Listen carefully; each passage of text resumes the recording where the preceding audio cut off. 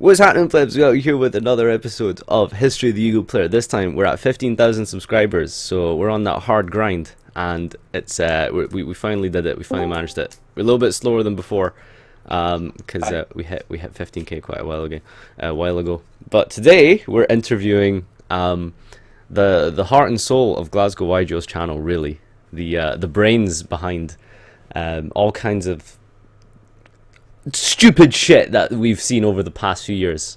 Isn't that right, Duncan? Yeah, hi. Hi, Jordan. Hi. So yeah, we're just gonna jump straight in. Let's begin from the very beginning. Tell us about yourself when you were a pleb. What exactly did you start playing with, and what was your first exposure to this horrible game? Right, like, I played it when I was wee. I think just about everyone did, really. And then just stopped playing, like, just after Archfiends got released, which sounds really weird coming from me. Then... The fuck are Archfiends? Like, pure Archfiends, desperate Oh, right, Archfiends. pure Archfiends. And so, like, I played that a couple times in high school, just this sort of nostalgia thing. I discovered horribly what a Stardust Dragon was and stuff like that. Bought myself 2 Chaos Dragon structure decks and played the worst Chaos Dragon deck you've ever seen. Wait, is Chaos Dragon not really recent? Like 2011 or 10? 2013 or 12. Yeah, Dragons Collide, isn't it? We started at the same time then, basically, right? Yeah, so I bought myself 2 of them, but then didn't really play. And then when I moved to Dundee for uni, I was living around the corner from Highlander Games, and so I went there one day with my awful Chaos Dragons deck, where I hadn't realised Monster Reborn was banned and stuff like that. And went and asked someone for a game, and they went, okay, yeah, sure, I'll play a few games with you. Blaster effect, and so that was how I got back into the game. Dragon Rollers. Yeah, so yeah, I started properly again at the start of the second ruler format, like Ravine Rulers. So that was in September when I moved up for uni.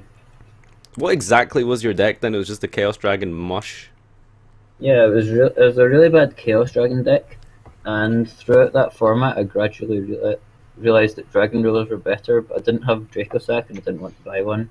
And so I was playing Chaos Dragons, but I gradually just added more rulers to the deck. How did you learn this? Like, were you looking around to like understand that? Hey, maybe I should put some Dragon Rulers in here. That's probably a better deck. Dragon Rulers kept beating me. It ended up doing some quite cool stuff. Like the first regional I went to, I was still playing Chaos Dragons. This was like Firewater format at the start of 2014, and I played the Chaos Dragons with the rulers in it. Oh, mate, this is so. Me and Duncan literally started playing at the same time, right? And we went to our very first events together. Yeah, I don't think we knew each other then until you posted something on Zodiac about it, and I was like, hang on, I was at that. And then Duncan, well. Tell us about your event. Tell us about your record, what you played for, and how you prepared and stuff. Let's hear this. First regional I went to, I can't remember how I prepared. I don't think I prepared very much, but it was a kind of cool deck actually. It was like Chaos Dragon Rulers. So Ravine was banned, but you could use Darkflare Dragon instead. So you'd go like Same thing, yeah, obviously. Ruler, you'd go like discard the Dragon Ruler with Darkflare Dragon, send Eclipse Wyvern, banish the Wyvern with the ruler you just discarded, then add back the Red Eyes Darkness Metal. Summon that over the Darkflare and bring back another ruler from the grave with it and stuff like that. It was kind of fun. That doesn't do anything. That's just summoning vanillas. No, they were big though. Okay. Okay. Being big was okay. I'll summon this big vanilla. Okay, summon bear. No, but it's like the rulers, they keep coming back. I don't know. I'm not claiming it was good. It was kind of funny. Right, what were your matchups? Oh, this was 2014. I can't remember exactly. Round 1. What did I have for round 1? I think I had Heretics round 1, Spellbooks round 2. Did you beat Heretics? They were like good at the time. Yeah, I beat Heretics. I have a story about that regional. Just one small thing. I played Heretics at that regional, and see round 1. I play against Harpies. He goes first and blind makes Steel Swarm Roach. When I was playing Heretics. He wasn't even like a good player. He just like he told me that against his friend plays some high level deck, So he thought Steel Storm Watch might be a good thing to make. He had no idea what I was playing. He was just an idiot. Wow. He was just a complete idiot. What did you lose So against? I then? lost game 1 to Harpies. What did you lose against, Duncan? I think I went 4-3 at that. I lost against Spellbooks. They outground you easily because like I couldn't get rid of the tower. I beat Dark Lords around after that. Dark Oh, that was Worlds or Dark Lords? Oh, Dark Lords Worlds. weren't out. Yeah. Dark Worlds. Yeah. I was being really impatient after game 1, and he was like, "Oh, let's just finish this quickly because I've got a bag to read with my name on it." So I TK'd him twice, like in 2 turns. Then I beat Gladiator Beasts the round after that. This was the guy where I had 1 in hand and he flipped a morphing jar and then I killed him. Gladiators in 2014. I know. And then I think I lost to Boojins, then beat Boojins, and then I can't remember what the last round was. Oh, the last round I lost to Constellars in time. Was it Sully? No, it was some other guy. Alright. He drew BLS on his last turn of time. BLS and BLS Constellars? Stellars. I think so. Was it that? I can't remember. Something daft. No, it might have been Honest when I used BLS. I can't remember. Alright, okay. That sounds more likely. So yeah, where did you go? Where did you go from there? Like, did you start like playing more online or learning, or because I can't even actually remember what like we did after that. I think we just played stupid stuff. I started taking it competitively after nationals that year. What did you play at Nationals that year? Oh my god! Please tell us this story, Duncan. I played zombies. I hadn't finished Zombies. Tell us about your main deck. I hadn't finished building Infernity at that point. I finished that like the weekend after, and so like that's when I started playing actual real decks. But okay, so I played zombies for nationals because for some reason I thought Zombie World was a good meta call because everyone was playing Boojins and Dragons. And like, people get fed the Direwolf pot to the Zombie World, and you just sit there going, okay, target a beast. Plot twist, everything's a zombie. You heard it first here, people. Zombie World outs Direwolf. Yeah, tell us about the side event where you played against that Dragon Ruler player. Oh, yeah. I scrubbed the main event horribly. I can't remember most of it, but Did you make day 2? no. Okay. Of course not. I was playing zombies. Yeah, so I played a side event in day 2 with what stun? What stun? This was 2014 hat format, people, and Duncan's playing what stun? For round 1, I got paired against Dragon Rulers and I opened Fossil Dino and the Deep. And apparently they're too good a deck to need to play out to Fossil Dino or Deep Fisher. And he was getting really annoyed about it because I had Swords of Revealing Light for 9 consecutive turns. Revealing light. boys, Dinah Die-Fi versus Mythic Ruler. Tell us the play with Zombie World. He was getting really annoyed about this, and like, oh, I've got a cough, sorry. He was getting really annoyed about this, going, who main D-Fisher? And I was like sitting trying to not burst out laughing in the middle of my match because I knew that I still hadn't drawn into Banisher, Radiance, or Macro, or Zombie World, or all the other stupid stuff I was playing. I was maining Zombie Worlds in that too. Did you? Of course you were. So I beat Dragon Rulers round 1. Round 2 was Dark Worlds again, and they can't do anything under Banisher, and so I won that.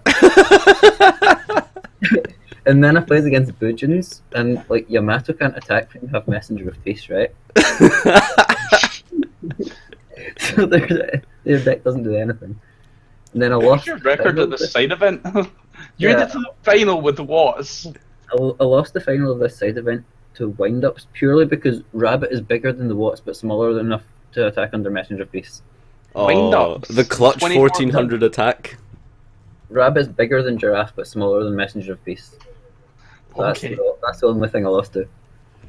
Okay. So that was a good success at Nationals, making it to the final of a side event with Watt Stun during a Dragon format. Not bad. That was terrible. Then you picked up Infernity as your first real deck, so that's when you started getting I don't want to say good because you suck, but But they're pretending to be okay. I Yeah. only got to play that deck at full power at one event, which was like the Brotherhood Open, which is like 150 people thing. So I got top 8 of that. Yeah, so tell us about Brotherhood, because this is so just after Duelist Alliance format, where Shadal's BA and well, fucking other dual terminal deck, Telenites, I think. Tell and Yangzing, yeah. Telet and Yangzing. So that deck came out, and Duncan still playing Infernity. Were they at full power still? Yeah, they're still at full power. They were just really, really bad because Shadows had Super Poly. Because they had Yeah, Window, Window's a good card. And Super Poly. But Window wasn't the issue because nobody would make Window turn 1 because it's probably the mirror. Like, who's going to play Infernity when dogs are a thing? Yeah, so tell us Game about one your did- Brotherhood event, because it's actually a really good tournament report. Right, what happened to that? Oh, me and Danny went to that. Danny scrubbed Spellbound the week before and then won it. The And then night I- before, he got like second last place, and then he went to Brotherhood, like the Ne- biggest regional in England, and won it. Yeah, this one wasn't a regional, it was just like a tournament. It was a regional, wasn't it? No, No. the first Brotherhood Open wasn't original. Oh, okay. It was in August. So, what did I play at that? Played against Hat round 1, beat that. I went 6-1 in Swiss, beat Hat round 1, and the guy kept trying to say that barrier effect on a fire hand in grave still destroys it in the graveyard, and so he gets sagged with it again. Okay. Can't destroy things in the graveyard. No, he was upset about that. Then I lost to Dolls round 2, who played Malcat against me. I didn't see it coming at all. Oh But well. Malcat's really big because against that matchup he sometimes played it with Archfiend beatdown with Palabyrinth because it makes him bigger than Window. So I lost that. Then I beat Gravekeepers, and then I beat Madolches, then Scraps, and then another Hat, and then another Shadal. Scraps, of course. Yeah, I don't know why people I assume these are out of order, right? There's no way you played Scraps like round 6. Scraps was round 5, yeah. What? That was in order. Scraps were 4-1. Or no. 4-1 Scraps. No, 3-1. It was 3-1 because I played it round 5. I mean, I know it was hat format, but how the fuck was Scraps doing well? I don't know. Fucking everything was doing well that format, man. Jesus. What was your top One cut point- matches then? Well, top cut, I lost in top 8 to Geargia. Was it top 8 or was it a top 16 cut? No, it was just top 8. Oh. He drew lots of traps, like Macro Torrential Nightmare and stuff like that. And tell us I about was your told they Exciton. cheated- I was told they cheated you. Was he? Oh, it was Kirk. So, Yeah. probably, yeah. Probably. Tell us about your Exciton shenanigans throughout that tournament. Oh, right, okay, so round 3 and 4, I went second and exited on people for 4 games in a row. And, like, I was actually contemplating just blinding second because nobody was just playing through Excitons. Yeah. They bottomless. Well, no, not bottomless. They like solemn one or like nightmare as well. Yeah, the Gravekeeper guy. The Gravekeeper guy didn't warning the Exciton. He What? said it, he said he Tried to wanted to chain save it or it. something. Yeah, he tried to Fiendish chain it and I used Lance. Oh, okay. That's risky. That's he- just ballsy. Then they said he'd wanted to save the warning for something and I don't know why. Exton seems like something you should warning. Yeah. I guess when maybe you could expect that, but I don't know. Like maybe he just didn't think Lance was a thing. Yeah, I don't, oh, Because it does make Even sense. then- Because like you probably want to like warning the soul charge. even then you can MST it. MST the soul charge. Fiendish chain. Okay. No, the Fiendish. Oh yeah, that's true. That's what he was trying to negate Exciton with. All right. Or you could book a minute, or you can do like so many things to finish Yeah, it. exactly. All right. Where This did you was go a- from Brotherhood then? Back home. I mean, metaphorically. Playing like... YCS London. Did you Oh come? yeah, there was YCS London. Oh wait, before still- that Oh there yeah, was, you there was did the ban with list. Infernity. There was the Yeah, ban list. before that there was an Infernity ban list. Yeah, so Duncan manages to spend all his scraps of like pennies and student money to put together an Infernity deck, and then one event later it gets banned basically. Yeah, they put Arch into one and Soul Charge to one. And I What didn't did have you play for YCS London, Duncan? I just played Infernity. Of course you did. You did really well at that event, like well starting off Oh. anyway. I did 4-0 against like a BA, a BA Shadol and 2 Shadols. Yeah. I played 6 Shadols in day 1, I think. Tell us how you lost round 5, Duncan. Oh yeah, round 5 was a funny one. This is the But craziest no, story I want ever. to- Like I want losing to this mention round 5 one is as well. unbelievable. I want to mention round 1 too. Round 1 was funny because we sat down, I activated With both German and roll. goes, oh, just get your Deneb search as well while you're at it, that's fine. And so I did Greffer, discarded Stygian, and he was like, you know Archfiend's at 1, and Soul Charges at 1, and I was like, yeah, okay. And made a board of 4 monsters, 4 traps, and he was like, can I take a picture of this because nobody's going to believe me if I lose. I'm going to beat him. Was Stu Monroe or was it Drew? That was Drew. Yeah. That was the first time I'd met any of them. Playing against someone from Edinburgh, you had no idea. Yeah, we hadn't met each other before. Yeah, round 5, I won game 1 by going first. Lost game 2 to a Vanity's Fiend. Then game 3, I went first and I opened like Void Ogre, Chain, Archfiend, 100 Eyes, Barrier, Break, and something else.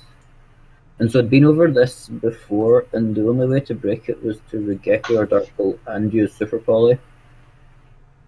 And so, like, these were What cards that happened, won. Duncan? So my opponent draws for turn, summons a Hedgehog, Super Polys my Void Ogre into Winda, attacks over Archfiend, Dull Fusions from the deck, and then Regeki's me. So ridiculous. Nice life. I remember watching that game. I had... My turn 1 was mad as well, because I ended up doing some weird play where I had to Greffer, discard something to send a Mirage, and then Soul Charge something. No, I sent something to Grave and then summoned a Mirage out my hand, and then Yeah. Soul Charged. I just remember walking over, seeing Duncan's insane Infernity board with like 3 back row, and I'm just like, oh my god, Duncan's gonna go 5-0 with Infernity. Then I just walk behind his opponent, look at his hand, and I'm like, oh my god, he's fucked. Oh, I think I had an Emptiness as well. Hand was like Hedgehog, Regeki, Shadow Fusion, Super Poly, Emptiness, and something to discard with the fusion. Yeah, The sounds Super about Poly, right. Yeah, it was pretty brutal. What was your field? It was like Barrier, Break, Archfiend, Void Ogre, Chain. 100 Eyes, another break, and another 100 back. Eyes. Yeah, that's fucking bonkers. And somehow, yeah, this Super Poly's the only out really. And like, was that at 1 at the time, or I think people? Yeah, were... it was at 1. Yeah, it was at 1. Oh, so he opened 2 1-offs, Doll Fusion, and Emptiness. You have to draw both 1-offs to break it. Like, Shadow Fusion didn't matter as much because you can run over the Winda or break the construct. Yeah. So you need to have the Super Poly and the Regeki. All right. And then so Duncan goes 4-0 at London, and then he goes 4-1. And then you lose like 4 in a row. I went like 4-4. I drew Mirage and Ares like every game for the entire last 2 rounds. Horrible. Oh dear. Good job. So what happened at the end in Um, 2014? The end of 2014, I don't think anything happened. No. Not really. You Last didn't thing play from it. like any of the Duelist Alliance decks, did you? No. What the fuck were you? Did you just play Infernity that format? Oh my god, you did.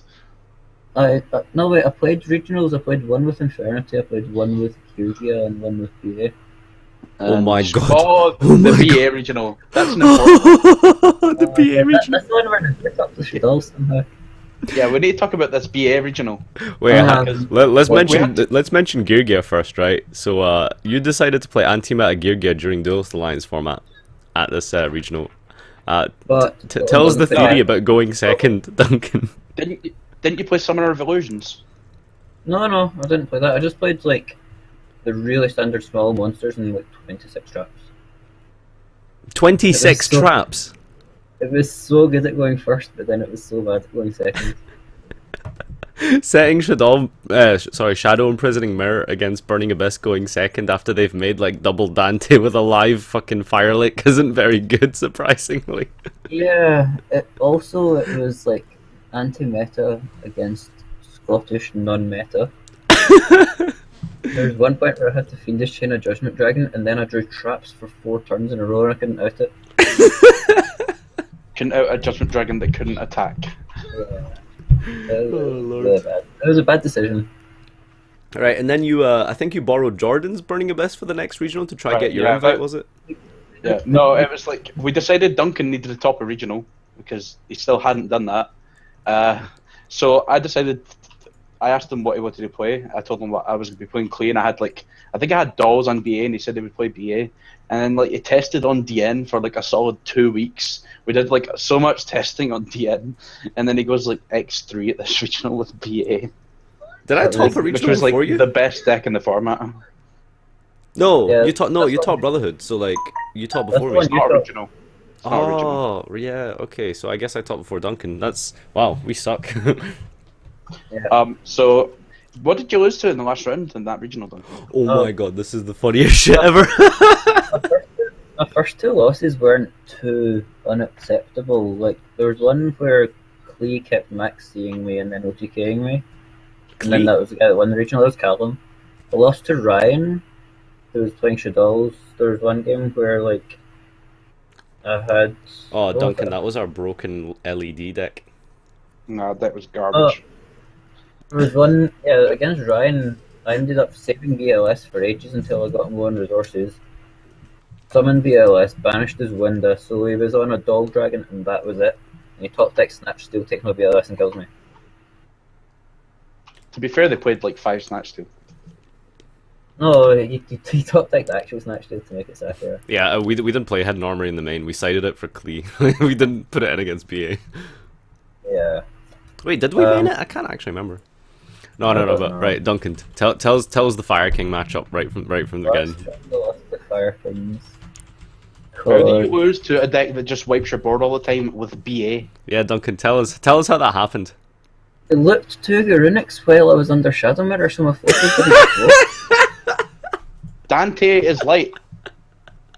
No, yeah, so the Dante's float, and that's the only one that floats. For every 2 BA monsters, you get 1 Dante, and you get 1 BA monster back, and you just run out of resources because he's blowing up your board every single turn. Duncan's attempt of topping a Scottish regional was shattered by Fire King Garunic's loop under Shadow Mirror versus BA. That is brutal. Who was playing it? Was it Feeney? Yeah. Oh god. Oh, also shoutouts to Feeney. He went 6-2 at day 1 with Fire Kings because it had a brilliant Shadow matchup. Oh, that was pretty funny. And they lost all of them on day 2 because they didn't play against Shadows. But That would have been it had really an cool. amazing Shadow Should have matchup. deck profiled him. Fire King going on the bubble at YCS London in doll format. It's pretty funny. Yeah. Oh, it's just because like Dolls at that point couldn't deal with Garunix because it blew up Construct, and then it attacked over Window. And it wasn't an extra deck monster. Yeah, just out resourced you because it kept blowing up your whole field. Oh. Right, what did you do after that was a Glasgow regional, wasn't it? So what did we have after that? I think it was Yep. like I can't remember. Necros after that. Necros? Necros. Yeah, Necros. Oh, let's talk about Necros. How long did you practice that deck, Duncan? What a Yeah, long that's format. Here, Duncan, wait, do you How many actually original still tops have did you your get during first that season? Here, Duncan, do you still have your very first like Necros attempt, like of a build? The one where I didn't know what any of the cards did, and I played 3 Traditional Compulse. That is so funny. After I learned what the cards did, but Duncan's Yeah. very first like attempt of Necros contained compulsory evacuation device, 3 Trishula, and I'm pretty sure you were playing Trap Stun. I think I was, yeah. I Wow. hadn't So- seen any discussion of or builds or anything about it ever before, so I had no idea where to go with building it. So How Duncan, many months before Necros came out were you testing Necros? Oh, like 6. I was playing it since it came out in OCG, and then I got floodgated for the entire format. It was awful. So you got Love 0 your regional tops for a content, deck you boy. tested 6 months longer than anyone else in the entire game. Yeah, pretty much. It So- was really bad. so the first thing, however, I just want to mention, right?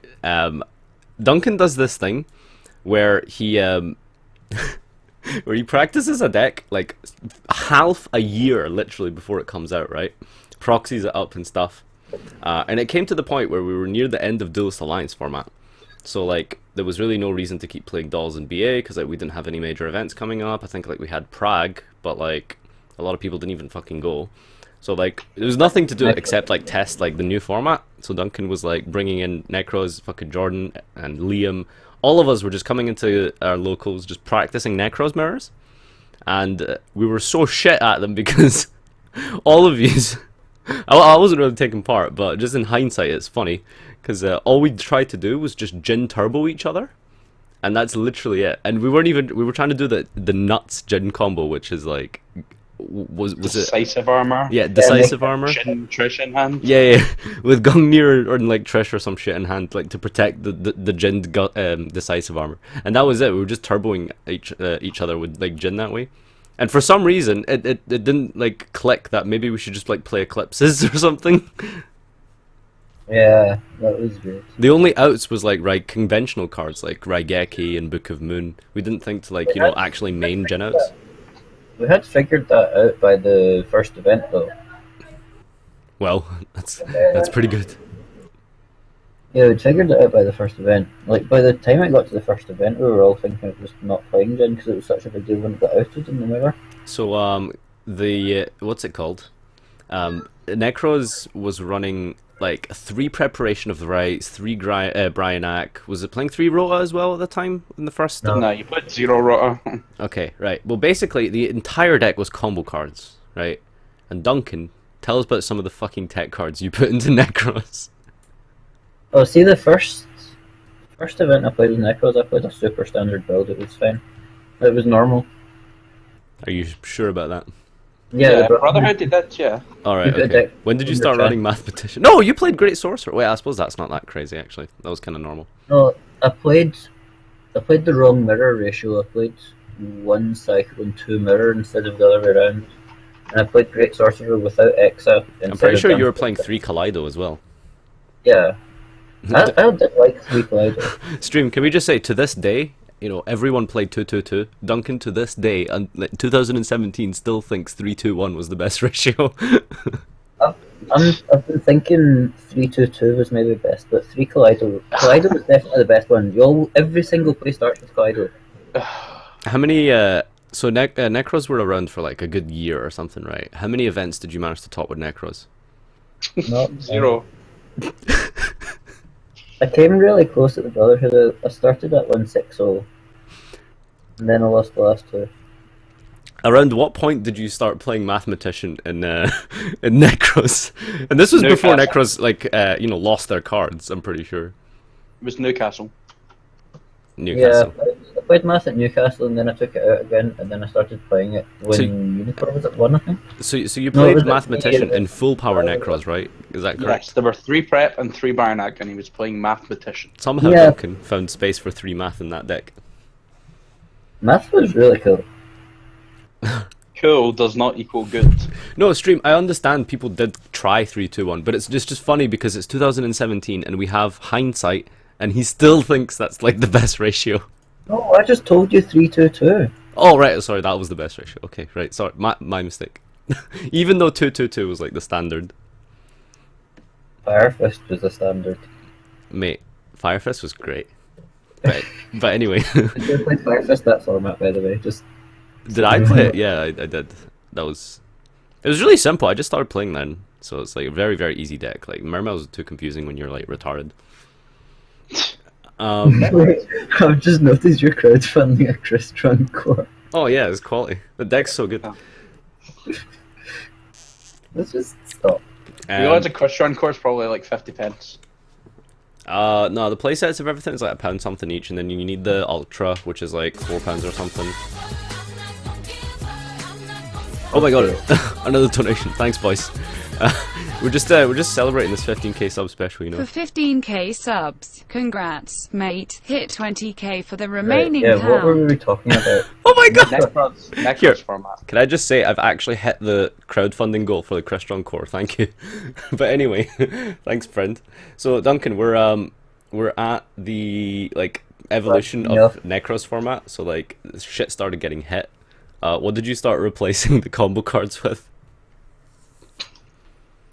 I played a really standard build for Nuts and for Euros. Are you sure you played a standard build for Euros? Yeah. Okay. Well, my side deck was a wee bit mad, but Side main was a deck wee bit was mad. super standard. Mm. My side was all over the place. I was siding Gravekeeper's Commandant and Necro Valley for the mirror because there's a combo where you make a Valval Chain Decisive and Valk. You stack the Gravekeeper's Commandant, then draw it with Valk, and then search Necro Valley and kill them through their Valk. That situation was like so irrelevant. No, I think it came up quite a lot. Most people cut decisive armor, but I believe Duncan was a brave Duncan man. played decisive and Gungnir till like the end of the format. Well, he cut Gungnir eventually because of Felgrand combo, Yeah, but he would have played it if we didn't have the Felgrand combo. yeah. I cut So- Gungnir because of Felgrand, but I kept Decisive. Surprisingly, Duncan wasn't the one who invented the Felground combo, so that's pretty interesting. That was Danny. That's like one of the few combos. Like, isn't it weird, Duncan? Normally, you'd come up with like, oh Yeah, it was Danny. yeah. I kept using Decisive like all the time, and then I was thinking to myself, every time I use this, you can call it situational, but then how many times does a situational have to happen for it to just be This played? card won me some games, therefore I have to play it. Haha. Well, it was ending up like I was using it every single game I wasn't playing the mirror. Like every single one. Well, there's your problem. Playing cards that aren't good in the mirror. That's the problem, Duncan. You're Never spending too goes much of your format. time not playing against the mirror, which means you're at table 500.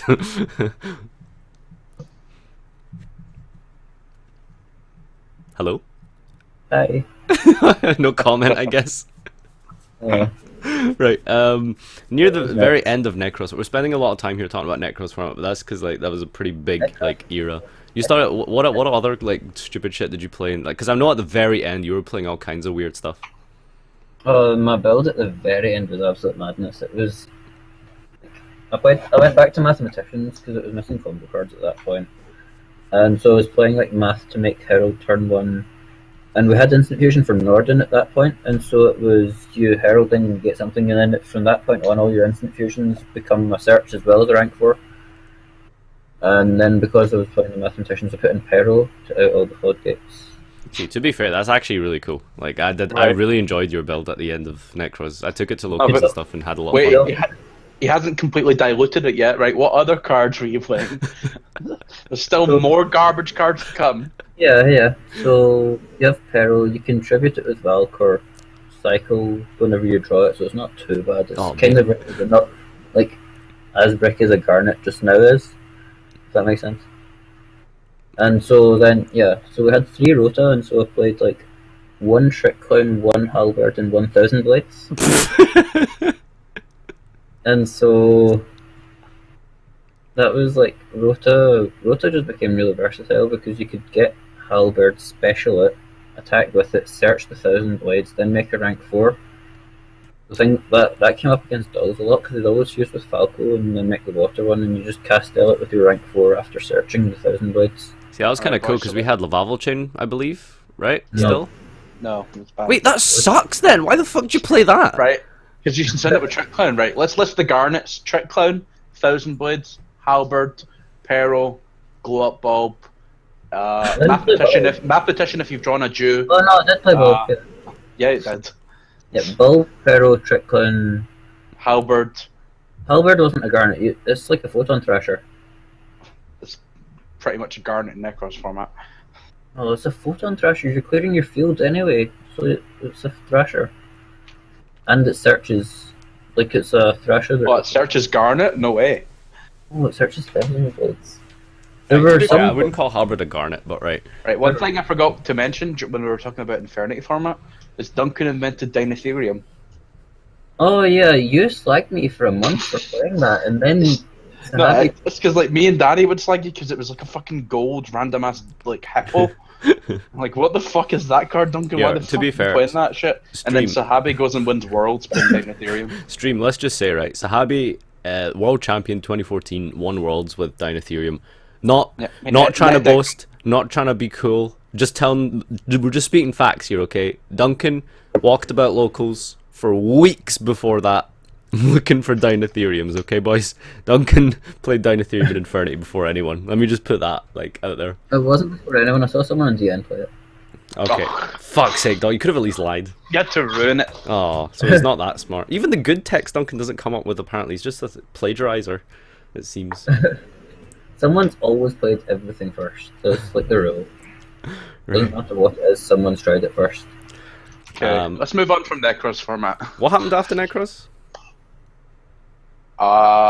Magicians? Yeah, Oh, Magician format. Did you play any And then- cool stuff then? I didn't really play anything then until like the regional where I played Ignite Magician. Oh my god. I remember like see the format where we're playing magicians, and it was just like odd eyes magicians and stuff. I think I was up in an online tournament with that. I was playing odd eyes magicians for ages. Was that And the I played CCG it- thing, or No, the CCG thing was Leo. Ryan topped that. no? Like there was a CCG online tournament. I'm pretty sure. Did you? Is that the one you're No. referring to? It might have been a Zodiac one or a trading group one or something. Mm. I remember, see, before we got magicians, it was a sort of period where everything was absolutely awful, and we were just waiting on the magicians being released. On full power Pepe. Yeah, In quotation, Cosmo format. yeah. At that point, I played Magispector Heroes for some reason. Man What? Spectre I don't remember Heroes. that. Yeah, I don't remember this either. What the fuck? I only played it on DN, but I played it on DN Alright. for quite a while. Oh lord. And it was like Magispectors, but there weren't enough good pendulum monsters, and so I was just like, screw it, let's pendulum summon Shadow Mist. Right. Anyway, let's set the scene for you guys, okay? I cut the Let's Magic. talk about this Glasgow regional. Yeah. Let's set the scene here, boys. All right. So we've got Pepe. Literally, without exaggeration, the most powerful deck ever created in this entire game's history. The most powerful deck in this game.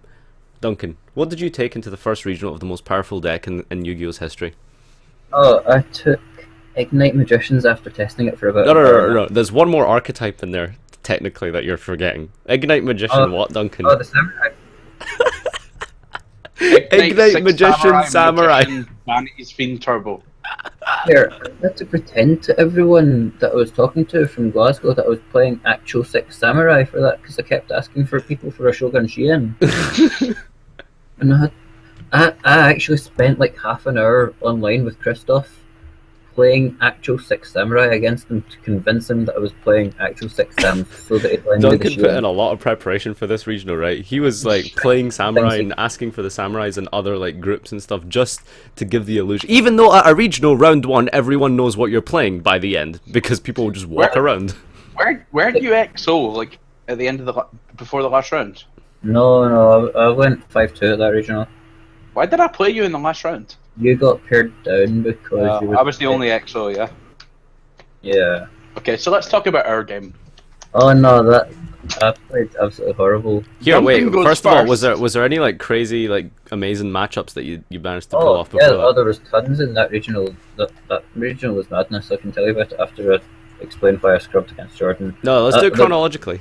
Not really excuses. So I just forgot to summon a Vanity's Fiend. No. Let's do it chronologically. Let's go from like the beginning. Where's like the first like amazing match that in that regional? Round one, I played against. I think it was just Magicians, and I had a Vanity's Fiend and a Scolding and so on. And then game two, I had a Wavering and so on. Round two, what happened round two? Was that the one See, where can I beat just Sandy? like quickly explain like what exactly was your deck, right? Because people listening are obviously like thinking to themselves like, right, okay, Ignite Magician Samurai. What exactly does that mean? What was your win condition? What was your game plan with that deck? It played like a bunch of the Pendulum Magician stuff, and it played Kirin's, Vanity's Fiends, and Scoldings just to give me some auto wins against Pepe. And it had what's it say? Level 5 ignites. And so you go 2 level 5 ignites, pop them, search Great Shogun Shien, which is a level 7 guy that says you can only activate 1 spell a turn. And so you search him, you pendulum summon him and the 2 level 5 ignites, and you make Durandal plus Shien. So they can only activate 1 spell a turn, and you can make it become MST anyway. How is that good against Pepe? Sorry, Because they need They can to only play one spell. but And like Pepe- when you play a pendulum monster from your hand, it's not a spell, is it not? Yeah, it is. Are you sure it's a spell from in your hand? It's like a monster and then it becomes a spell. Is that not how pendulums work? Once you place it in the pendulum scale, it is a spell card. And then Durandal changes its effect to pop something, and then you have played your one spell card for that turn. I'm pretty sure Durandal says regular spell card. Oh, Durandal is regular spell card, but you'd use it on like a dark hole or something. Yeah, well. Okay. It's just to protect the thing. Here, stream. Is this true? Are you sure pendulums like are considered like Because it's a monster, When right? you activate it in the pendulum scale, yes, it is a spell. What sort of question are you No, asking? I know right it's a now? spell once it's on the Uh, field, but you're right, so- activating a monster. Sheehan, No, Sheehan you're affect- not. No, hang on, shut up, both of you. Right, Sheehan affects the pendulum scales. Durandal doesn't. Yeah, I Oh, know so that. they can only activate one skill per turn. Yes, so they can't pendulum summon. Okay. Just so we've clarified that. Alright. Yeah, so there was one game where I had the combo plus a Utopia against Sandy, and his out to Sheehan was a Permafil Bite Turtle or something like that. I don't know what it does. But I Bite think- turtle. When it's destroyed by battle, it like pops a card. Yeah, so that was his out, and I made Utopia to negate it. There was a game against Jason. Like, I only played 3 sessions in that tournament, played 2 of them, and then lost to Jordan. A game against Jason where I waveringed my own scales in my own turn twice, so that I could put all of the Wisdom Eyes in the extra deck, so that I was able to make 2 rank 4s, meaning I could Utopia Prime his floating Trick Clown away and attack him for game. That play was really weird. There's another one against Cosmo where I made like Utopia Prime. Is it Prime? Yeah, it's Prime. I put myself on 10 life points to banish a Dark Destroyer, a Dark Eclipser, and a Forerunner. And I wasn't able to kill him that turn, so I made a Durandal. And then he summoned a Tin Can and tried to banish it, and then I negated it and he skipped. So I won on 10 life and hadn't won that turn. Oh lord. So let's talk about our match now. Yeah, I got too excited at the start because I saw that I had like Crovat and Fiend. No, Crovat and Wisdom Eye. And I was like, oh, I can do the double Wisdom play, and did that, and then realised I hadn't summoned Fantasy Fiend and tried to normal summon it, and then I was like, oh, I've normal summoned. I was like, oh, you know, some. Yeah. Yeah, his hand was basically Vanity's Fiend Shogun Shien, and instead he summoned Shogun Shien and passed. And then you had the out for it anyway. Okay, yeah, so if he did have Vanity's Fiend Shogun Shien, I drew the one out in my entire deck, which was Treacherous Trapple. I hard drew Treacherous, so I would take like 4/9 direct, end phase Treacherous, the 2 monsters, and kill him. But he still colossally fucked up. Yeah, it was still terrible. That's Can't where remember the nickname Drunken Harbison comes from, because we were streaming that regional and someone randomly said in the stream chat, more Duncan Harbison, more like Drunken Harbison. I don't know if that person is still around. If you're in the chat now, that'd be pretty cool, but yeah, that's where that name comes from. It comes from streaming that regional. So that's an interesting fact. Yeah, that was... Was that your first top? Yeah. Like first, like proper, like actual regional top? Duncan like practices necros for months and months, scrubs every regional that entire season, every big event, every like fucking... Yeah, I put a total of an hour and a half into that deck. Is that including or not including the games with samurais pretending that you're not playing Oh, Pendulum? that's not including that, no. Okay.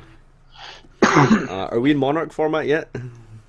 No, it's still Pepe. Well, it's full power Pepe, and then adjusted list, and I've then played it's more. Monarch structure deck comes out. So, Prague.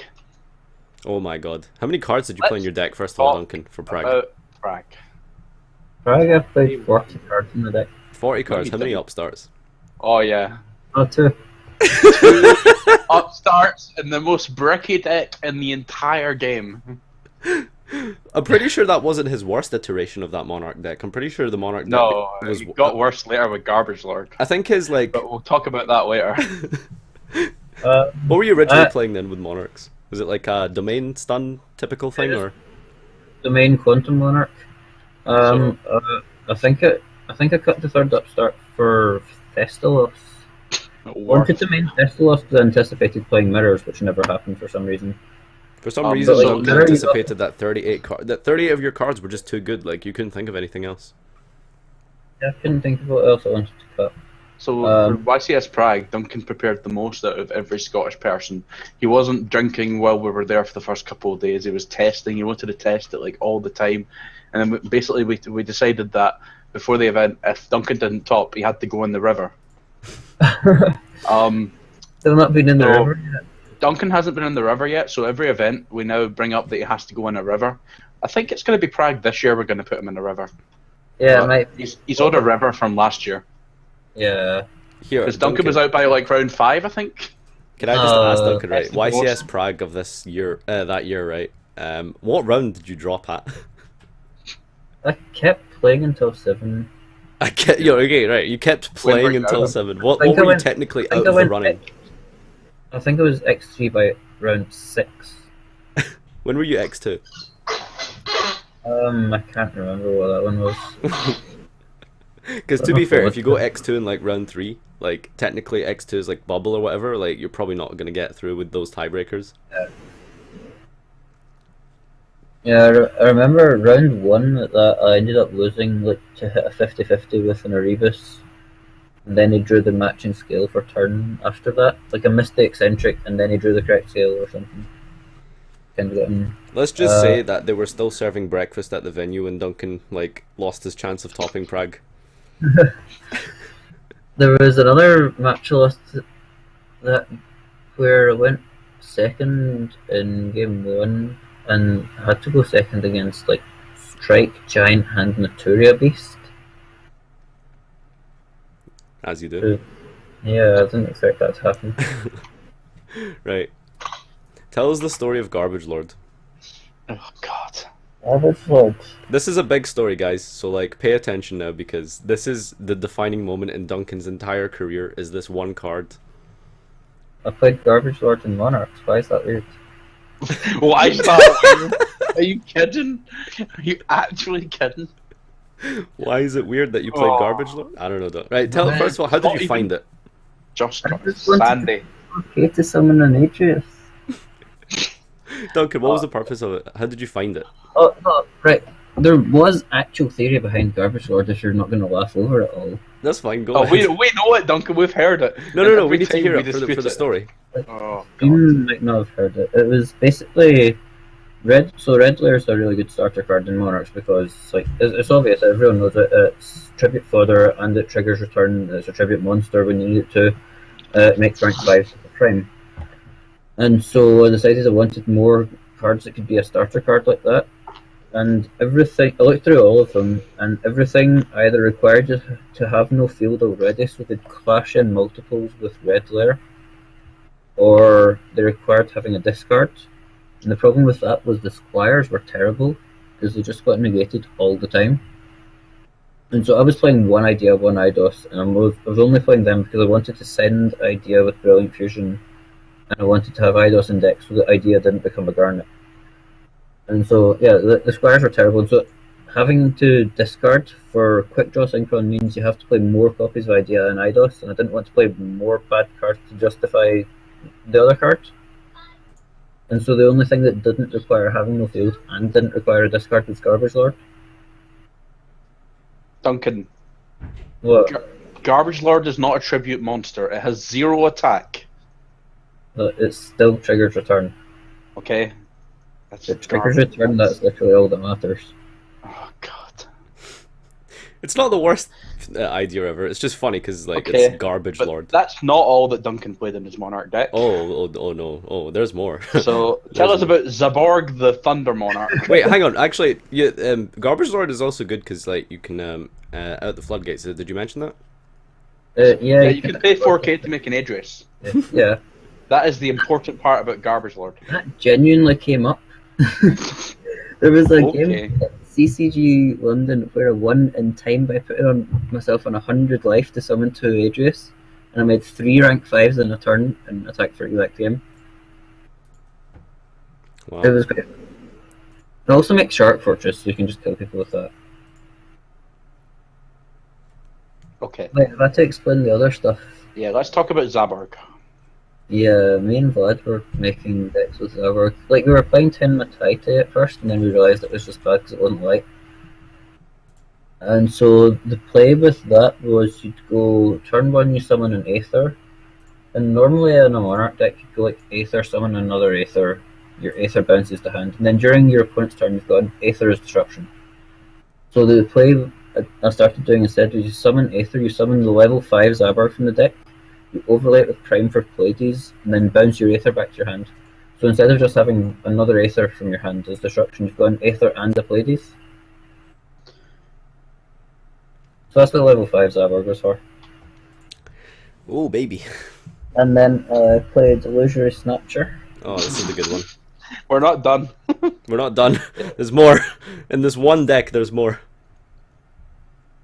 So Snatcher increased the number of tenacity targets without increasing the number of cards that had to be normal summoned to do anything. That was basically it. And so it would make rank 5s, or it would make rank 8s. You could go summon an Aether, summon a second Aether from deck, and summon Snatcher from your hand. Then you could make a number 38 with the normal summoned Aether and the Snatcher, and you still get an Aether to hand in your end phase to have a disruption or a follow-up play. Whereas like in a normal Monarch deck, you'd have to overlay both your Aethers and that's it. And then you're left with no follow-up after that. Spice. So, you've been practicing Monarchs a long time, theorying out all this deck, if you can call it that. You've properly fleshed it out. You're ready for Nationals. You've been practicing it for months and months and months. Inside out. What? I knew the mirror match inside out. Yeah, so there's a whole lot of practice gone into this Monarch deck. Duncan was truly, well versed in the deck. That was probably the deck you put the most number of like total hours into. I'm gonna apologise in advance for what I do in this story. Oh, another thing we need to mention before Nationals. See how Farfetch'd Cosmo was good? There's a point where it was really cool because they replaced the red layers with Cyber Dragons, so you just smash Cosmo. But the problem with that was you smash Cosmo anyway because the deck was awful. Yeah, Duncan was maining Cyber Dragons instead of red layers, just as a way to like make the Cosmo matchup bullying. We thought Cosmo was going to be better than it was. Right, Duncan. So Monarchs, the deck you put the most number of hours into, is that probably correct? I mean, it's from like it's like maybe even like other than Infernity. Yeah, because like Infernity was like that was only like 4 months or something. No, Infernity was over several years. I've always tested. Yeah. Well, I mean that kind of doesn't really count though, because it's like. But in terms of like actual relevant deck that you were going to like take to events, like Infernity, like. Yeah. So I mean, it was definitely Monarchs because it was like from very very late 2015, all the way through 2016 up to Nationals, I right? think I started Monarch in October 2015. What? I think I started messing about with Monarch in October. Yeah, so 2015. October 2015 all the way to like Nationals, which was in like what, May or June even 2016 we had it. In May. Right, so that's a good solid like 8 months or something, 7-8 months of Monarchs, right? And you've practiced that Monarch deck like fuck. And it comes to Nationals in its Monarch format. What did you play for that event? I played Beatrice Turbo. How many cards did this Beatrice Turbo deck play? 48. Who convinced How many did you it play to originally? that? Like, what idiot told you to play that? What? Gordon convinced me. Okay, so the Friday before we head down to Nats, or the Thursday, one of the two. Came up to me and was like, "This folder, Duncan. This folder has all the cards for that Beatrice deck." And I was like, "Oh, that would be really funny to play." And then everyone convinced me I should play it. And then I spent the entire of Friday night running about trying to find cards for the deck and tried to find out if I had any out in my deck to a normal summon stealth. Oh, yeah, Duncan, you missed the part where I had to go about convincing everyone to convince you to play the deck. Oh, did you do that? They were all like, "No, but he's playing Monarchs. He knows how to play Monarchs." I'm like, "No, but let him play 48 card Beatrice Turbo." It's like, come on, it'll be fucking hilarious. 7 months. So I specifically went to the vendors of the purpose of finding Beatrice Turbo cards. I'm like, "Oh, Duncan, there's a Gem Knight Sapphire. Oh, Duncan, a Fabled Sulcus." All of these garbage cards that no one should ever have. 7 months of theory and practice and testing for Beatrice Turbo at Nationals. See, it would have been fine because Nats is the event where you can have fun and mess about with something, and then you play the serious deck for Euros. But I wasn't going to Euros that year. Oh dear. Right. What was the win condition of this Beatrice Turbo deck, Duncan? Make 3 Beatrice with several 2-card combos, and then you scattershot them and then kill them. Broken. So this deck played Scattershot. It also played, I can't remember if you mained it, but like Boots and Fogblade. Hang on, I think you sided that shit. I have the deck list. Yeah, I sided Fogblades and Boots for Monarch. Why didn't you deck profile Duncan from Nationals, dear? We should have. That deck literally had like 12 garnets or something stupid like that. Oh, There was like at least that. I've still got the deck list saved somewhere. I'm finding it just now, so I can send you There it. was like Zephyros, there was like one of the Gustos, there was a Farfa, Alec. Gusto Griff. There's like Stabled Sulcus. There's Yeah, like I the thing found that it. Griff summons from the deck. There's like a million garnets. Malicious. I found the deck list. I'm screenshotting it and sending it to Nadir right now. Okay.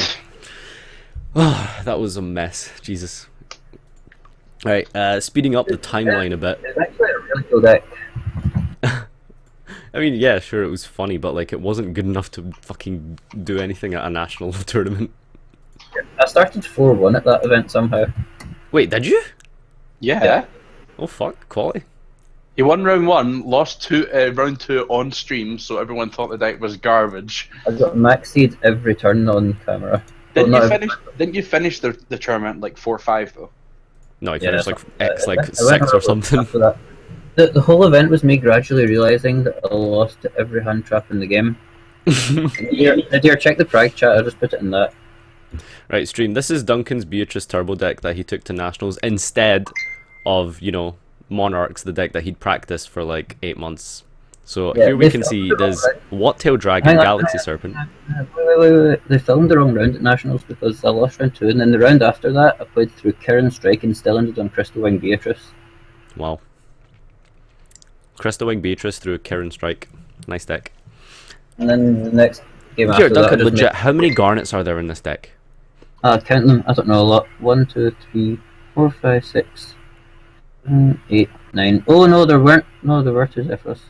10, 9, You played 2 Oh. Zephyros. about 16 or so. 16 garnets! A third of your deck is What garnets. the fuck? why I 16 was saying- garnets!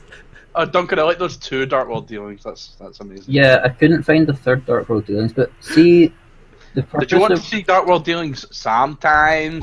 Not all the time. I couldn't find the third one. Oh, Wattail Jesus. Dragon was a light for Brilliant Fusion. You go Brilliant Fusion, send Lazuli, send Wattail, add the Wattail, additional summon over the Seraph Knight, and then that's a level 6 there. Well, that's the reason for that over Beatrice. Labrador, right? Oh, Yeah, Jesus. but, like, some of the garnets weren't too bad because see, ones like Malicious, you had Dark World dealings, you had Terraforming into Ravine, and you had like sending a Soul Case off of either a Beatrice or a Brilliant Fusion to then discard the other garnets out of your hand, so some of them weren't too bad. Of course. Pitch 2 garnets from your hand, summon a garnet from your grave. Oh, Jesus. Right, where are we at now? What's after Monarch format? Like extra deck Monarch format. No, For that was like Euros. nationals. Well, Euros, but Duncan didn't go. Yeah, so what was like the next? It was like Blue Eyes. No, was it? Can't even remember now. What did you play after Monarchs? What happened after Monarchs? I feel like there's some pendulums in there somewhere. Oh, like Meadowfoes and like ABC and Frogs, I guess. Duncan didn't play any of those decks. What did you play at Liverpool, Duncan? I played DDD at Liverpool. Oh yeah. Oh wow. Duncan played watered down DDD at this event. Oh god, we're coming into the fucking DDD era, the best era clearly. Duncan played watered down DDD and he did better with that like deck that didn't have Lamia and like what was the other one that came out after that? Copernicus. Is that it? Yeah. Did they not get another really good card? So it's literally just Lamia, I guess. Lamia, Copernicus. Siegfried. Oh yeah, Siegfried, some of the extra deck monsters. Well, Alexander became playable. We got Orthros. Duncan played DD before the extra deck at YCS Liverpool, and he made day Okay. 2. Yeah. What kind of crazy shit were you playing in that deck? It wasn't that crazy. Anthony's deck was crazier. Yeah, Anthony's deck was better. Oh, right, so crazier means better. Okay. No, it was better, like, now that I look back. I was really paranoid about drawing Malicious without Dreffer, but it did extend combos. I think what we should have done was played Nicola. Because Nicola plus both slimes made Beatrice Dragulus as well, and so it made Malicious Brick less a wee bit. It was weird. What the fuck's Nicola? The level 6 vanilla DDD. Well, not vanilla, but it's irrelevant. Tell us about the Allure Lancia combo that you pulled off on, like, on the bubble or whatever it was. Let's not. Let's not. So Duncan You have activates Allure of Right, okay. Darkness. No, You- I'll explain it if you, You want. have game, don't you, as well, at this point, even without it? I didn't have game because I had 3 back row, but I had a Twin Twister and like a Nuts hand. I had like Gate, Necro Slime, 1-for-1 Twister, Allure, or something like that. I activated Allure. His play was set 3 pass. I activated Allure, he chained Lancia, and I thought Allure was if you can't banish a dark, you discard your hand, instead of it being if you don't have a dark, you discard your hand. And so I drew, looked at Lancia, and discarded 7 cards with the absolute nuts and pass. It was like, that's like actually the worst play I've ever done. Duncan allured, got Lancia'd, and thought he had to discard his hand. It wasn't just a free pot of greed, like it actually is ruled. He just put his hand in the grave. What did he do? What did your opponent say? Like, I don't think Didn't say anything. Duncan didn't even question him. like Duncan surely just he went, was oh, like, that means I discard my whole hand. It wasn't. I thought Allure was different than what it said, and I don't know why I didn't read the cards. you didn't even think to ask a judge. That's what I just don't get. Like, surely if you're in a situation where you have game and you have 7 cards in hand, you don't just pitch them to the grave. Surely you think, maybe I should inquire about this situation. Well, I thought it worked the way that it didn't work. Oh god.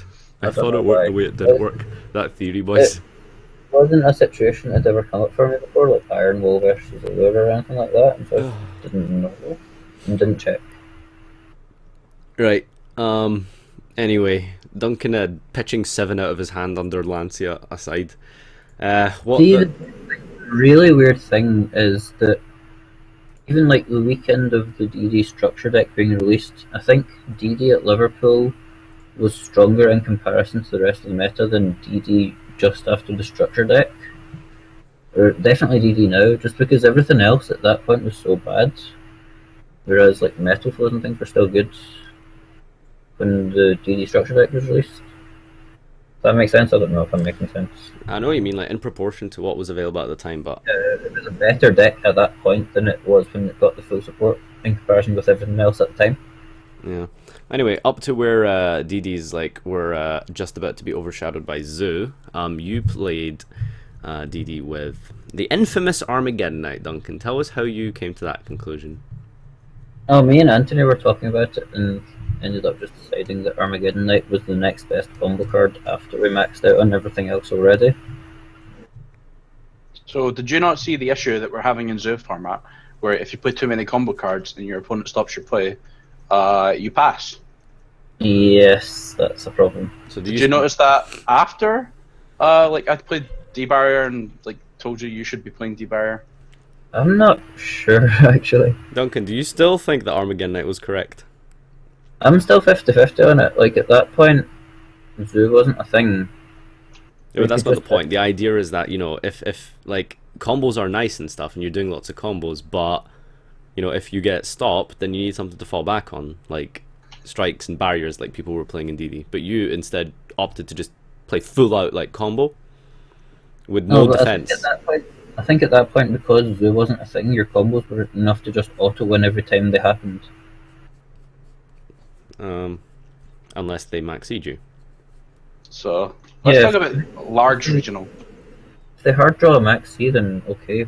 Oh god, Largs Regional. What did you lose to? Oh, I lost to 50 card Burning Abyss. 50 card BA I- in 2017.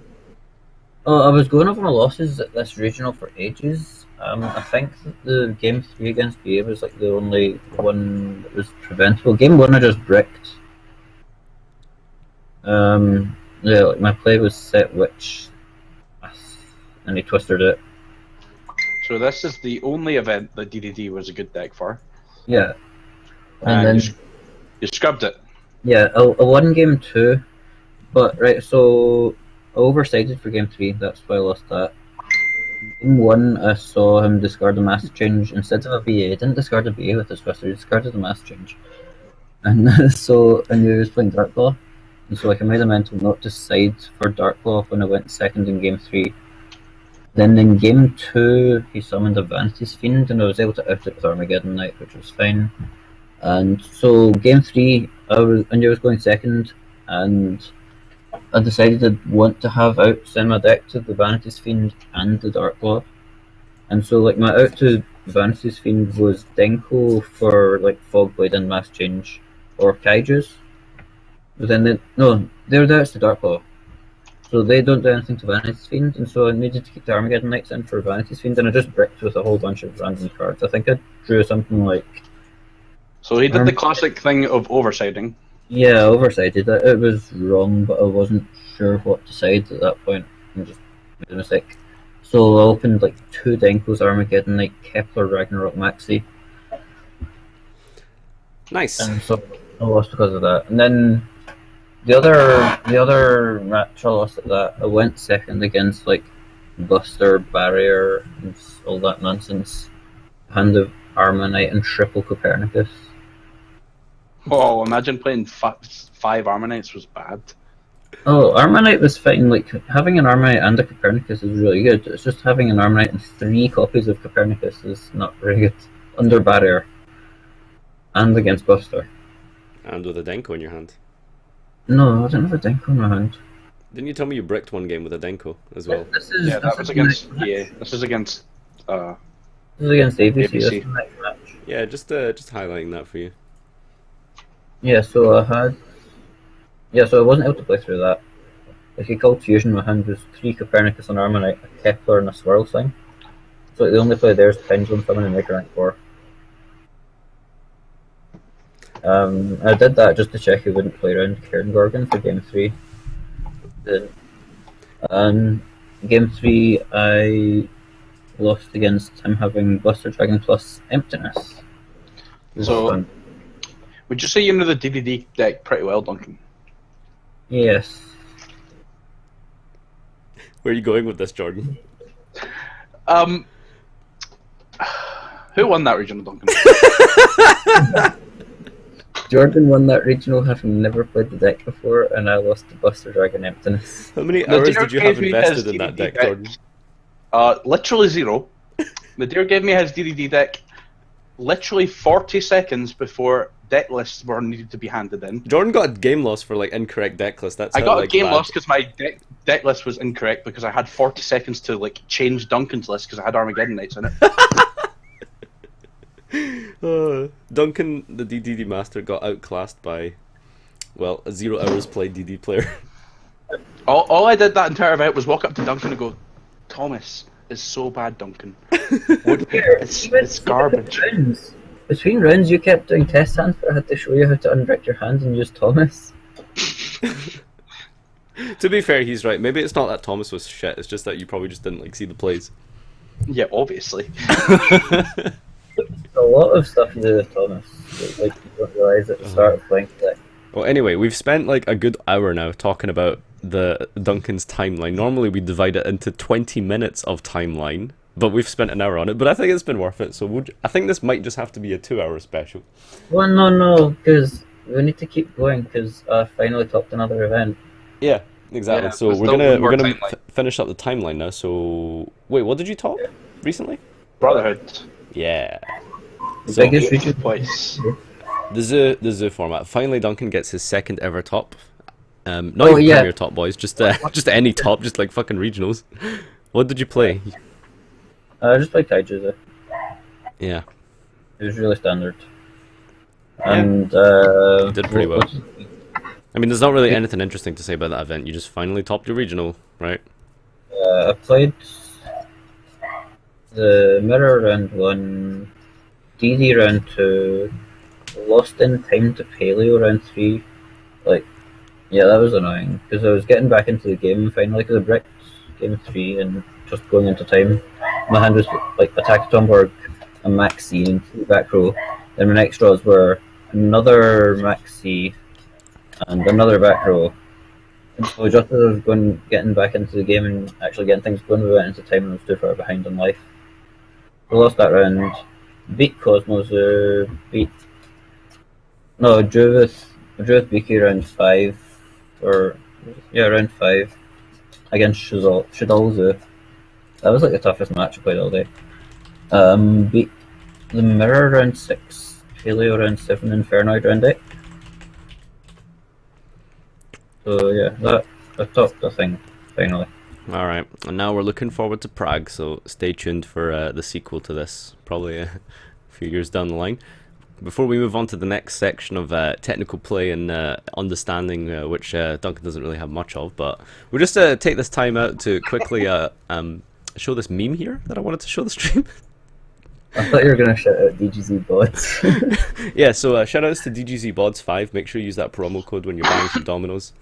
Make sure you donate to the stream and stuff and help support and keep this going for all these fantastic streams. And in the meantime, you can enjoy the evolution of the brain here. So first we begin with Gofu, and then Red Lair, like most normal people played in Monarchs. But then Duncan plays Cyber Dragon as a replacement.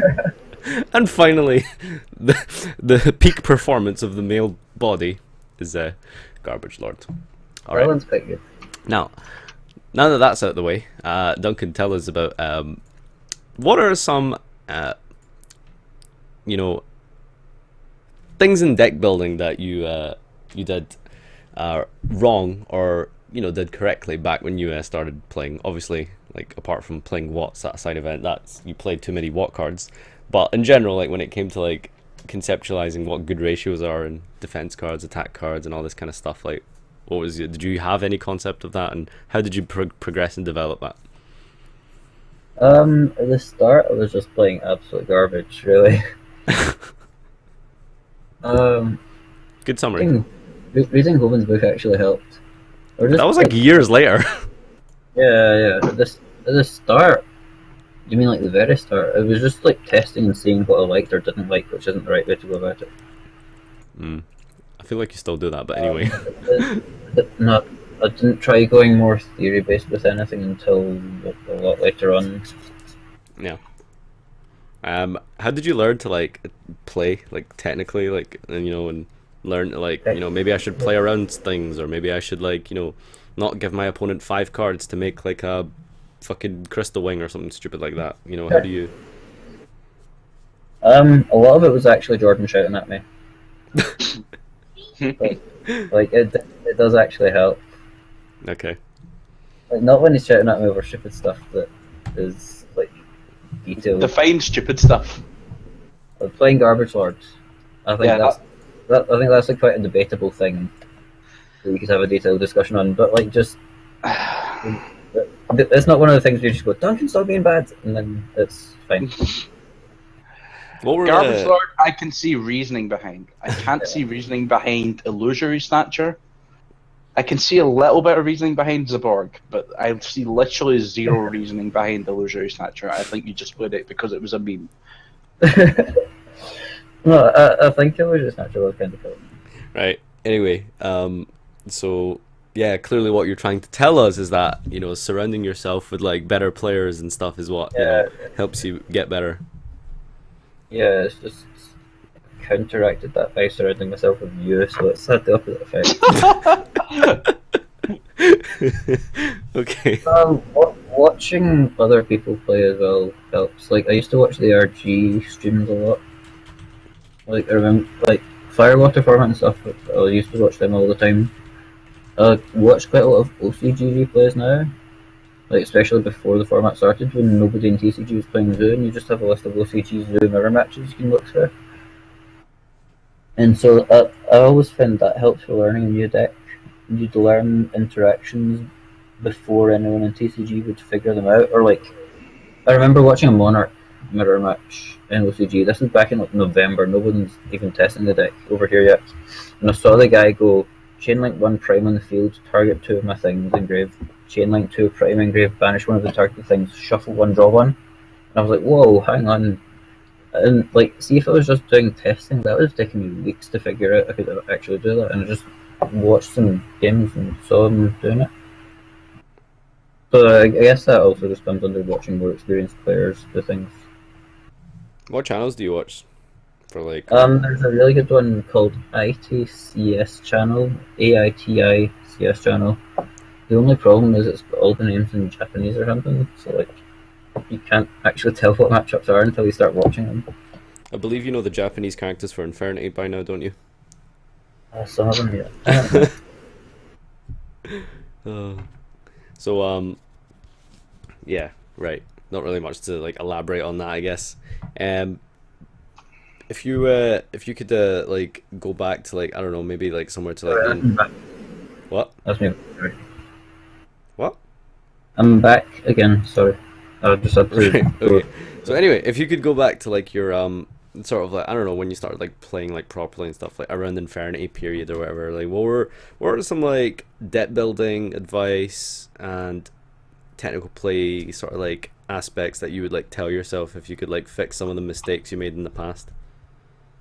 Just to be like, I don't know, more thoughtful of stuff. So not much has changed then, right? Or just like taking into account what other people are playing more. I think that was part of it. You mean like in terms of like meta Paying more attention to the meta. or do you mean like playing around shit? No, just like more attention to meta, making sure if I'm playing a stupid idea, that's a stupid idea that works. Well, I see how. Oh, that's another point I wanted to mention. See how I play all these daft ideas and decks and stuff. I think that's like a whole mixture of things. Part of it's because it's just really fun deck building. Part of it's like seeing what other people in the format haven't exploited yet and seeing if there's a way to just do something that beats the standards. And then like another part of it is I'm just not good enough at technical play to win an event off of technical play playing the same deck as everyone else. And so a lot of the time I think I just have to take a risk and either but it'll fail horribly or be amazing. Okay. Matthew Monahan's actually really interesting for that because his ideas are always spectacular or awful. He either scrubs or he wins the whole event. Yeah, like that spellcaster turbo thing he played for like Necros format with Village. Secret Village BA, yeah, who does that? Or he won an ARG with Ignite Magicians. See the problem with that deck though, see if you go first, like how do you make Downer in main phase 2 in your first turn? You make Virgil. Oh, okay. Virgil's the spellcaster. Alright. You heard it here, boys. Yeah, so I mean I guess you do like the idea of just throwing a whole bunch of shit at the wall and seeing what sticks basically. That's your deck building, right? Like, see, when I come up with a good idea, it's because I've tried so many awful ones as well. It's not like just suddenly going, oh, I'm going to break the meta today. It's having played so many ideas that inevitably one of them's okay. How do you like find some of this shit? Like how did you find Garbage Lord, for example? Like I'm sure you didn't just copy that from someone. Sandy told him, did not? Did he? Yeah, he told me, the one that told you about it. Sandy knows a lot of things. Sometimes you just read through the whole card pool, or like the whole section for something. Like you go, I want to look at brilliant fusion targets, and you read every relevant light for your deck. Have you read every card in the game? No, but I've read every Broadwell target, and I've read every Benton target. Can't remember what other things I've read. Everyone else. Is every Benton target not just basically every ritual monster in the game? No, it searches light fairies. Oh, is it light fairies? All right, I thought it was literally. I thought it was a what? Oh that's how yeah, you because it search gets the Manjo. chair. Yeah, that makes sense. It searches stuff like Lancea. It searches the light barrier statue. It searches consecrated light, stuff like that. Oh, you've read every warrior as well, right? Yeah. Is it warrior or just level 4 warriors? 4 or Level 4 lower. or lower, yeah. Why did I have to be 4 or lower? Oh yeah, because Rota. All right. Rota, yeah. That's a lot of fucking monsters you've read. I think I've gone through all the field spells and all the equip spells as well at some point. For terraforming and for power tool. Power Tool Dragon. Okay. Yeah. Like, in theory, I think Power Tool Dragon would be amazing if an equip spell was good enough and at 3. It's just not.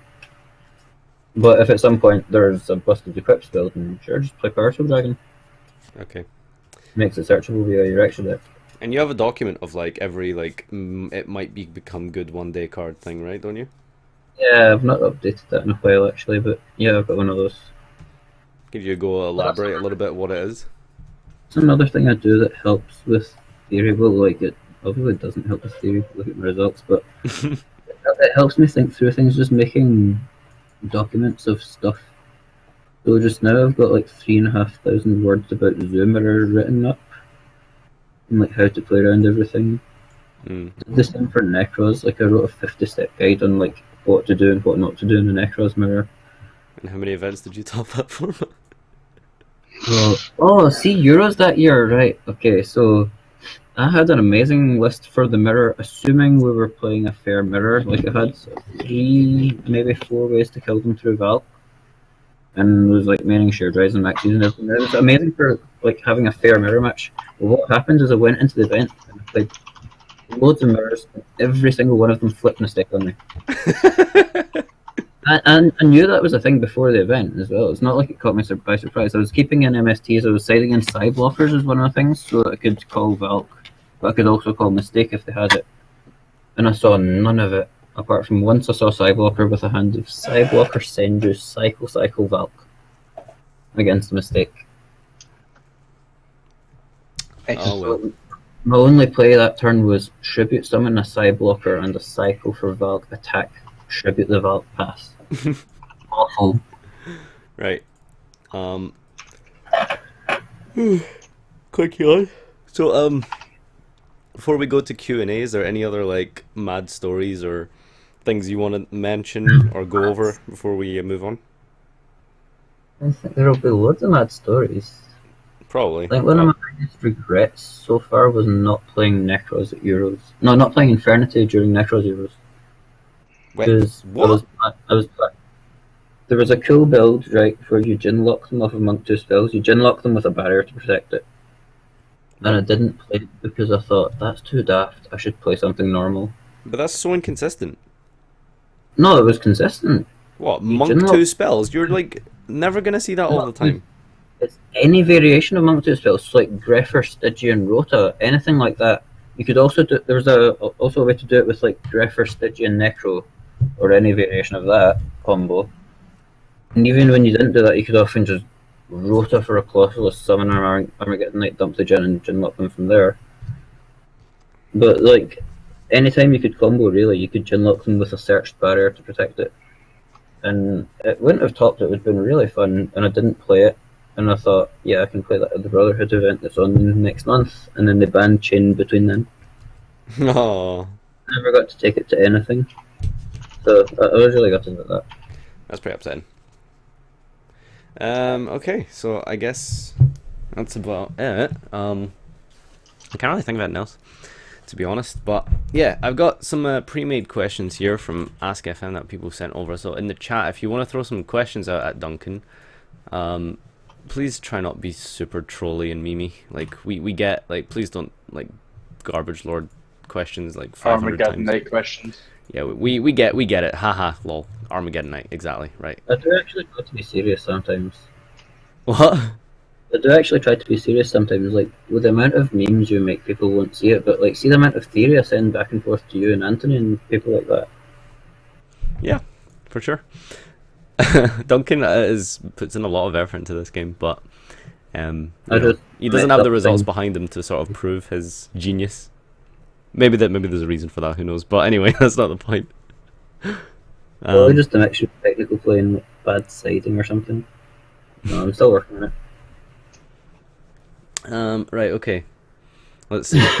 Jack says be serious sometimes, but not all the time. Explain to everyone how Reborn Tango breaks the Zodiac mirror. Oh, is that Anthony saying that? Or is that just you saying that? No, this is questions sent in on Ask FM. Oh, okay. Oh, you did that already. That will have been Anthony. Yeah, it is. He mentioned it to me the other day, and it's like you can't Trident pop it because there's another one. Duncan's reasoning And for like, playing Reborn Tango in the Zoomer was because they pop it and there's I'm not another actually one. gonna play it. I hoped you weren't going to mention it because I wanted to summon it against Jordan or something at locals and just work it. See how long it takes him to work out that it has no outs. Jordan. Dynamis. Jordan. Let me Dynamiscus that. There's Oh wait, so there's another one. Oh no! There's no out in the game to Reborn Tengu! No, but like, think about it. All the board wipes, it still summons another one. All the kaijus, it summons another one. It's bigger than every zoo except a blade with a tenki. Or like a blade and a whiptail attached to a guy. I like how he's actually justifying this. Yeah. No, I'm not going to play it, but it does sound really hilarious. You can ever roll them back, and so they can't ever get rid of these. And it plays around T-Barrier as well because it like doesn't do anything. You can also summon a Tengu, barrier, pop your Tengu, summon a rat and another Tengu, Oh Go to my battle god. phase, attack them with Gagaga Samurai and the Tengu, and then the Trident, and then pop your Tengu and summon another one and attack them with that as well. I don't even think I would waste a strike on a Tengu. Like, it's a fucking vanilla. It doesn't... Anyway, so YZBoy19 says, can I outright thank him for all the shit theories put up with over the years, especially recently? I don't know who that is, but apparently they're thanking you for everything. Oh, I put up with. I think I put out more bad things than I put up with for a while. Yeah, I think Duncan's the one who should be fucking apologising. What do you think about Pot of Desires? Right now, it's not needed because if you have the rat combo, you don't need it, and if you don't have the rat combo, you can't use it. What do you... In general, it's really good though. Yeah, I mean, Zoo's a bit of an exception, but like prior to Zoo format, like what do you say to people who are like, no, you don't want to play it, or you only want to play 2 and stuff like that? I think I played 2 a couple of times because I only had 2, but that's because I just wasn't buying more of them because of money. I mean, like, theoretically. Yeah. Theoretically, playing not 3 is just daft in almost anything. I think the only decks that would not play 3 Desires would be like Monarch and Necros, and at that point you're playing irrelevant stuff anyway.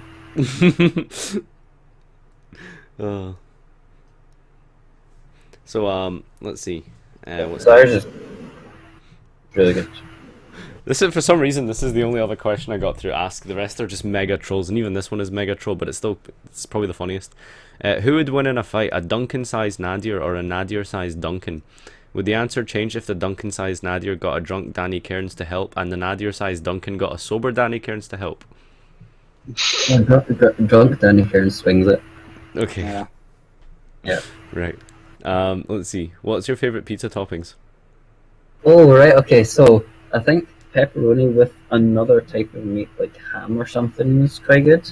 But that's just like to make it standard, to make it optimal, you need like stuffed crust and you need the barbecue sauce base instead of the tomato one.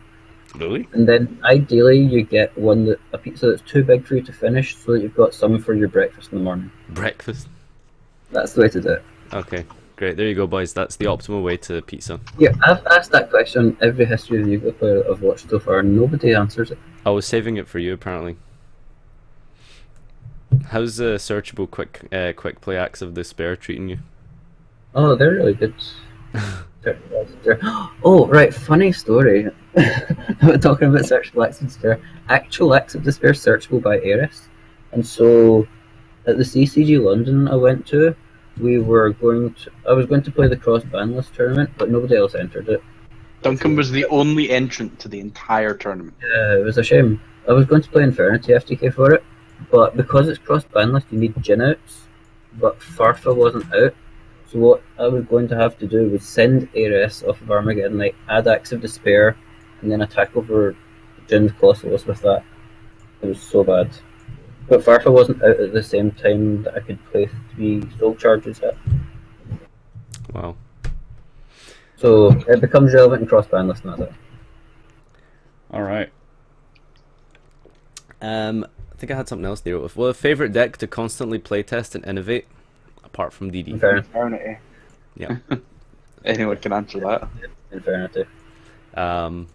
Is there no other like point of views here that people want to throw in here?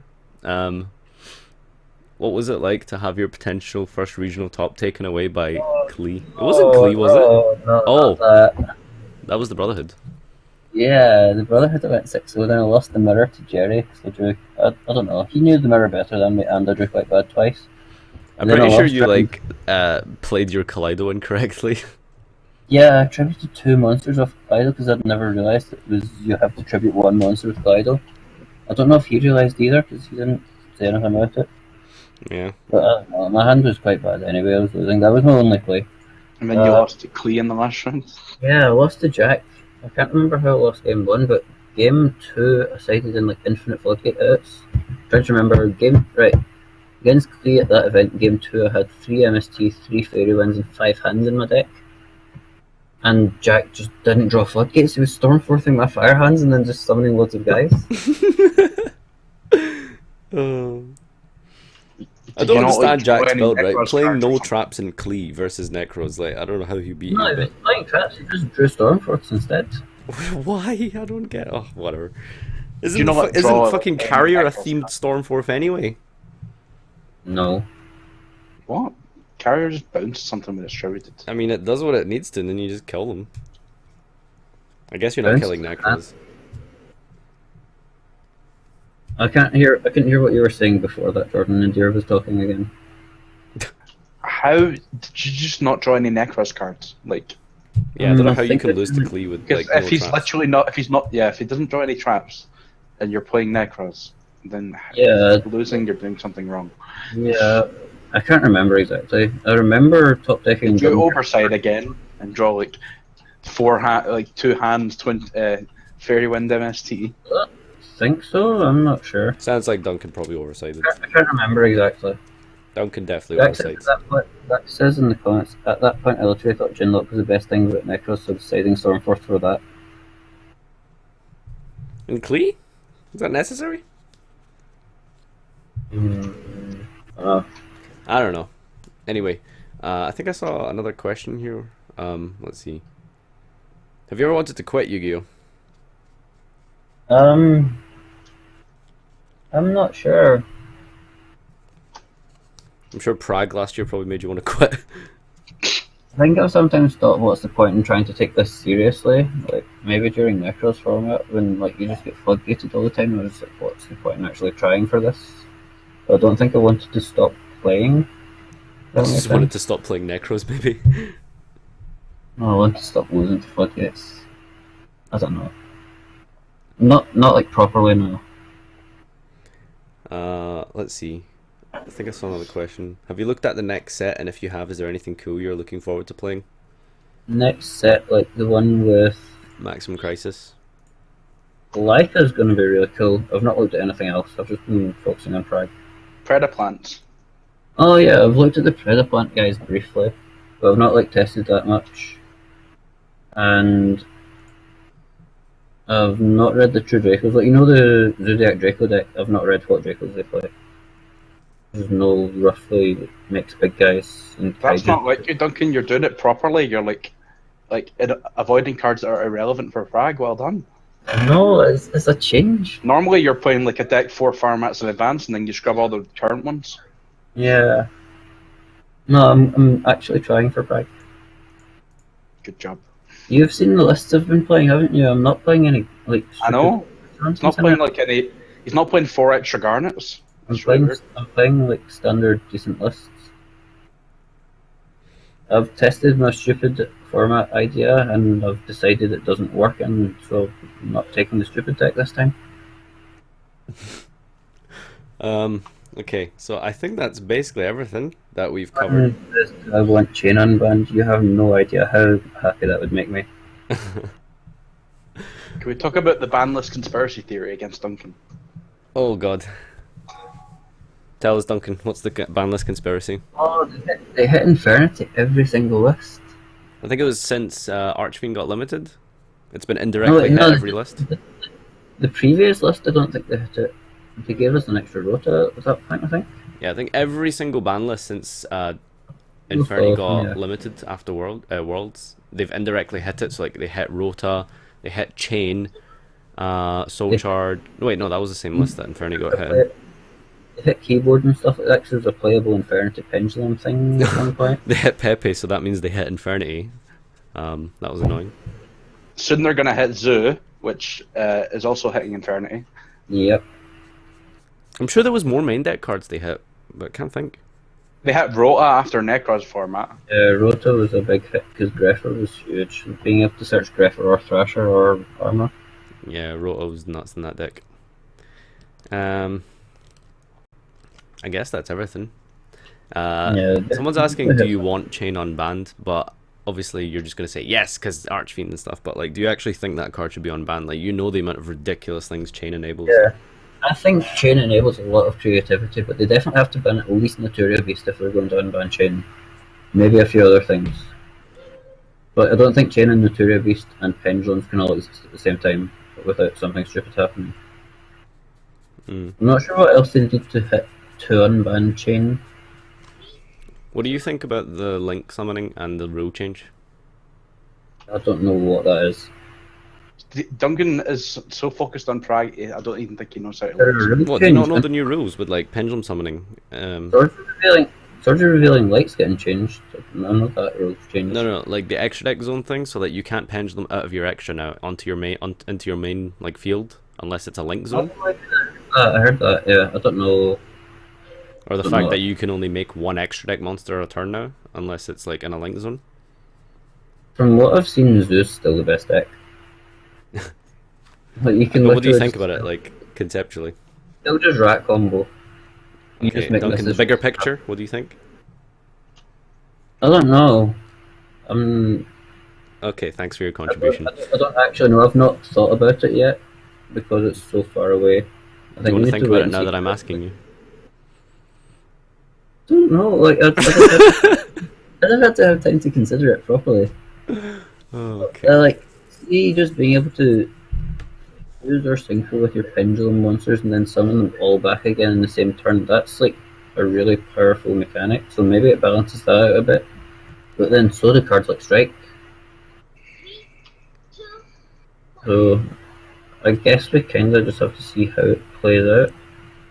Duncan, Jordan, was that DBM? Yeah, probably. I heard the audio from it. 3, 2, 1. All right, okay. I didn't think you could hear that. What was the most embarrassing moment playing Yu-Gi-Oh? I guess Don't say it. other than the allure thing. Playing against Jordan on stream when I forgot to summon a Vanity Fiend. That's pretty bad. Normal summon Joker instead of summoning Vanity Oh, Fiend versus there full was power. another point where we were testing. Oh, this is really embarrassing to tell you this. We were testing before CCG London playing Monarch. I remember this. I accidentally put 3 primes into the graveyard and then just scooped immediately before anyone could take a picture of it. It was so bad. Because I'd spent like ages before it slagging Eric Christensen for being bad at Monarchs, and then I was like, hang on, I've put 3 primes in here and just scooped. Shots fired. It was so bad. True story, by the way. Duncan thinks he's better than the American national champion. I don't know about that, but he did play Monarchs really, really badly. Okay. Pew pew. I'm sure that's about it. Some guy keeps asking about money and like the print of cards. Like we don't care. Like this is not what we're talking about.